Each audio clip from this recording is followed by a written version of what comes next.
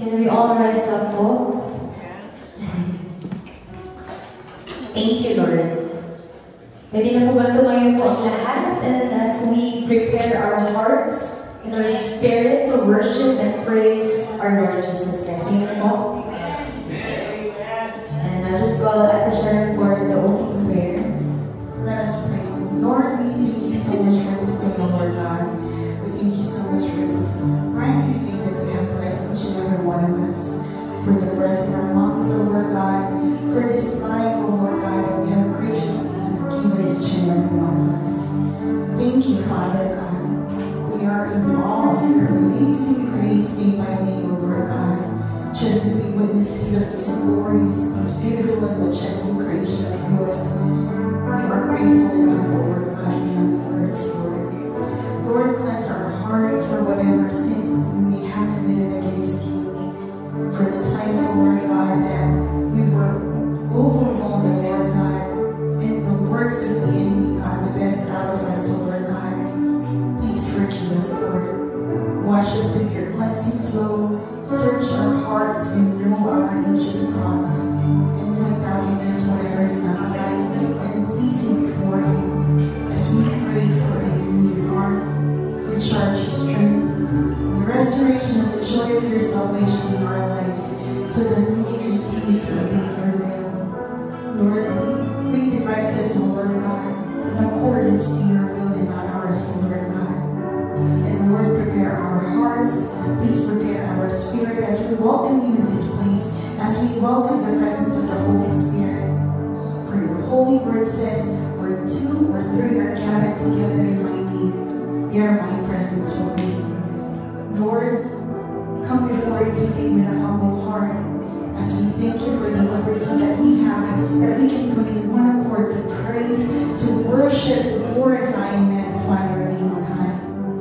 We pray for each and every brothers and sisters of ours in Christ, O Lord God, who are here, and those who may not be able to come today, and those who are still on their way, O Lord God. Bless each and every one of us. May your divine protection poured on upon each and every one of us, and the covering of your holy and precious blood envelop us, O Lord God. We thank you, Lord God. And Lord, we lift up to you every song of praise and worship that we will be offering before you. Anointed, O Lord God, that we may sing not only with our lips, but with our hearts and in our spirit, O Lord God, offering before you, Lord God, each and every one of the songs that we will be singing. Lord, we lift up to you as well our dear pastor, O Lord, whose life you will be using as an extension of your grace, as a vessel of your blessing to each and every one of us, O Lord God. Bless the message that we will be hearing, that we may not only hear by our ears, O Lord God, but as well as with our hearts. That as we leave this sanctuary, O Lord, our hearts and our spirit is full of your word, O Lord God, your words that we will be using to teach and rebuke.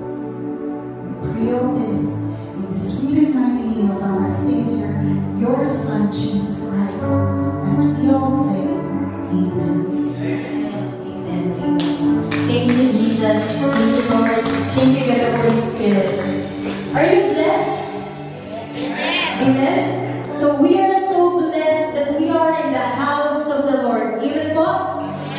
Pinagpala po tayo kasi wala tayong sakit, wala tayo sa hospital beds, nandito tayo sa simbahan ng Diyos. Yun pa lang po ay sobrang blessing na. Amen po? Sabihin nga po sa katabi nyo, I am excited to praise and worship the Lord. Thank you, Jesus. Pagpahan natin ang Diyos. Thank you, Holy Spirit.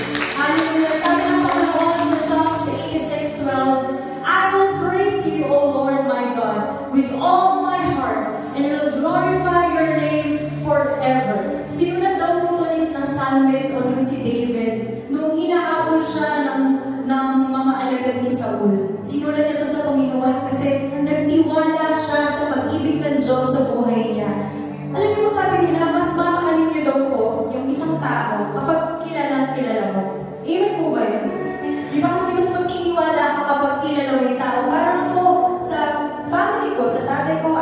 trust Him when He says something na, anak, gagawin ko to. Naniniwala ko kasi alam ko yung tatay ko, mahal ako. What more our Father in heaven? Amen po? So I will just state some of His names and their meanings just to encourage everyone na ito yung Diyos na pinanilingkuran natin. Sabi niya, ang pangalan niya ay Yahweh. He brings into existence whatever exists. Sabi niya, siya ay Alpha and Omega, the beginning and the end. Sabi niya, siya ay Abba, siya ay Father. Sabi niya, siya ay Elohim, mighty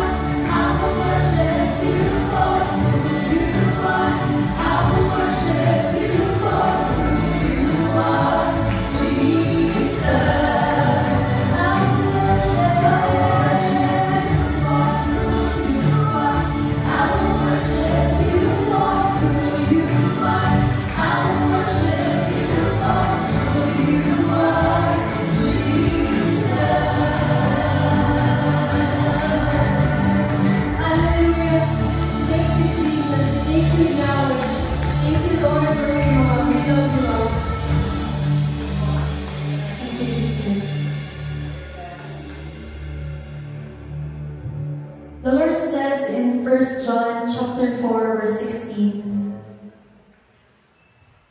"And so we know and rely on the love God has for us. God is love. Whoever lives in love lives in God, and God in them."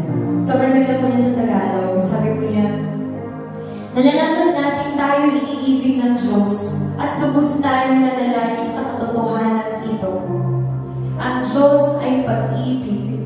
Ang nagpatuloy na umiibig ay nananatili sa Diyos at ang Diyos ay nananatili sa Kanya.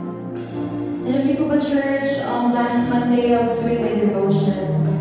Alam niyo po, hindi po dapat ito yung aking ipapakanta. Pero na po akong naka-ready na line up po. Until the Holy Spirit spoke to my heart so loud. It was 11 p.m. I was about to speak, sabi ko, pinigil a short devotion, a sweet devotion para sa Panginoon.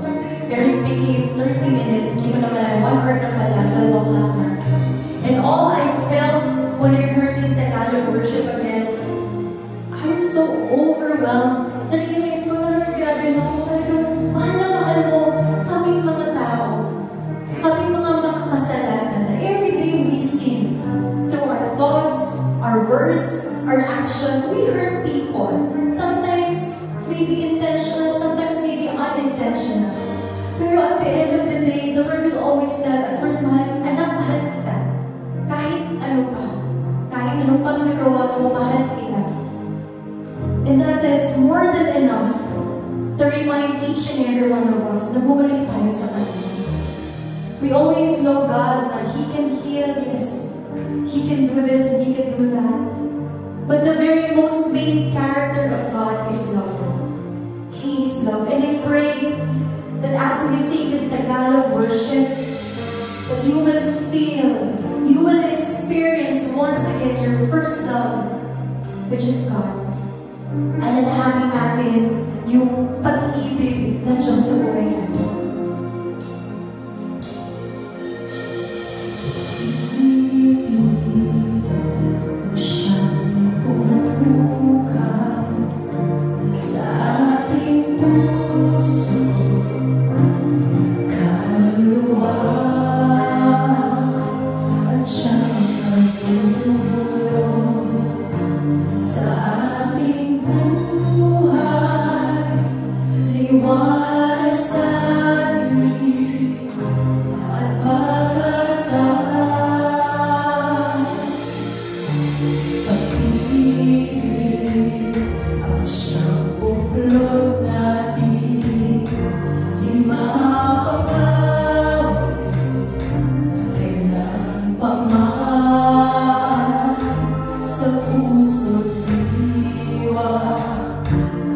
Tayo'y isa na ba?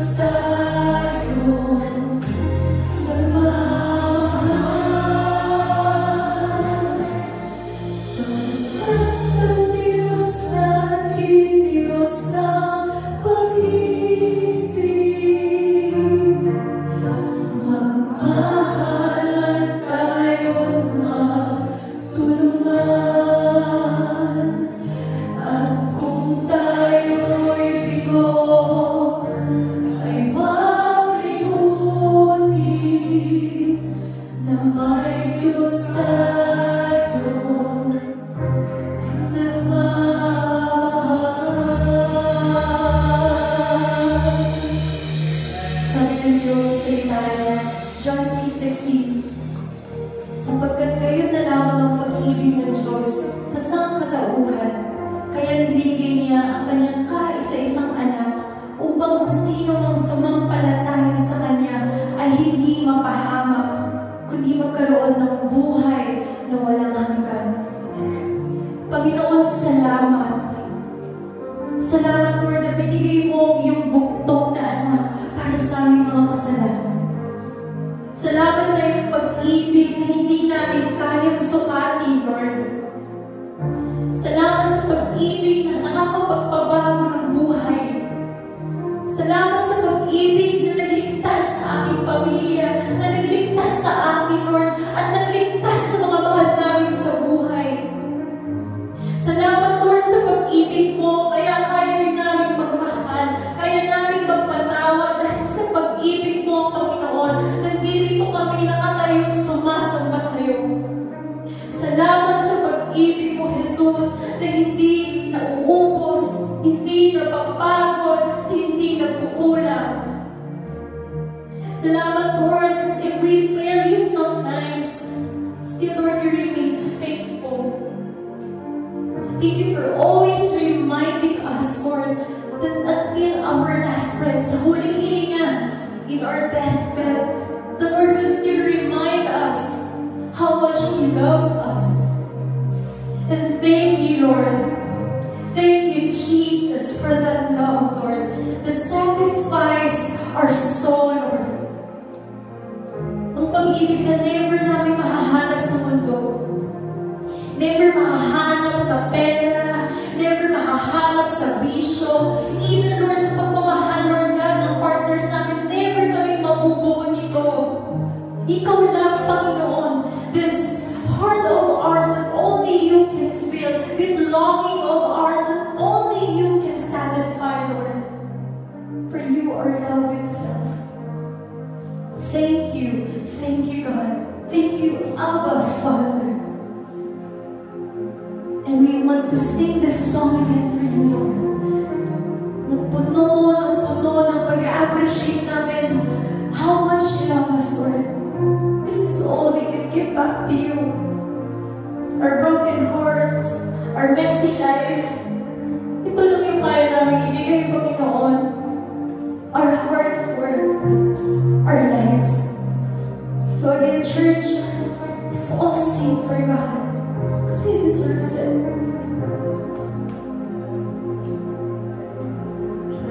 Lahat ng Diyos natin, Diyos na pag-ibig. Magmahalan tayong magtulungan. At kung tayo'y bigo, ay huwag limutin na may Diyos tayo nagmamahal. Pagkat ang Diyos natin, Diyos ng pag-ibig, magmahalan tayong magtulungan. At kung tayo'y bigo, ay huwag limutin na may Diyos tayo nagmamahal. Pagkat ang Diyos natin, Diyos ng pag-ibig, magmahalan tayong magtulungan. At kung tayo'y bigo, ay huwag limutin na may Diyos tayo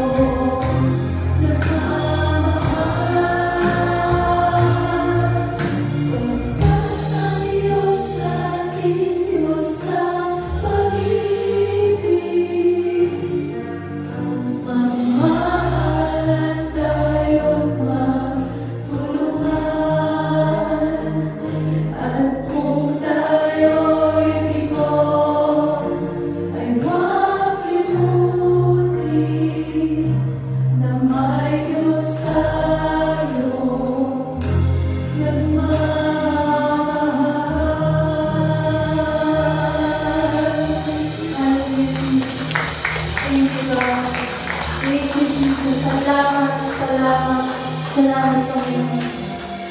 Salamat sa Diyos na buhay na ating pinaglilingkuran. The Lord just wants to remind us this morning na buhay siya. Buhay ng Diyos na nakikita ka niya. Naririnig niya ang mga iyak mo. Naririnig niya ang bahod panalangin mo. Kasi gusto niya ipaalala ngayong umaga ito na siya'y buhay.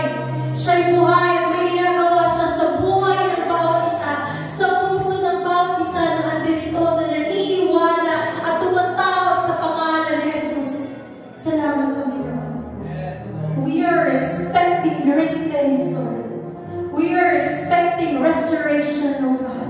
We are expecting revival, oh Lord. Thank you, Lord. We expect, Lord God, favors upon favors and blessings upon blessings, oh Lord. Thank you, Lord. Thank you for your love, grace, and mercy. Thank you, Lord. Napakasarap magpuri sa iyo, Lord, sa umaga ito, Lord. Salamat, Banal na Espiritu, sa iyong presensya na pumalot sa aming kinatatayuan ngayon. Thank you, Holy Spirit. Thank you for your comfort, for your love. Thank you, Lord. And we just want to lift up to you, Father God, this morning. As we listen to your word, Lord, that we will be ready to receive the message, Father, that you have given our pastor, Lord, that will encourage us, Lord God, to walk more closer to you, Father, each day. Thank you, God. Again, Lord God, we love you, Jesus. Sabihin nga po natin, mahal ka namin, Panginoon. Yes, Lord God, we love you, Jesus, with all of our heart, Lord God. We just want to bring back, Lord, all the glory and honor that you alone deserve, O Lord. In Jesus' mighty name, we pray. Amen. Amen.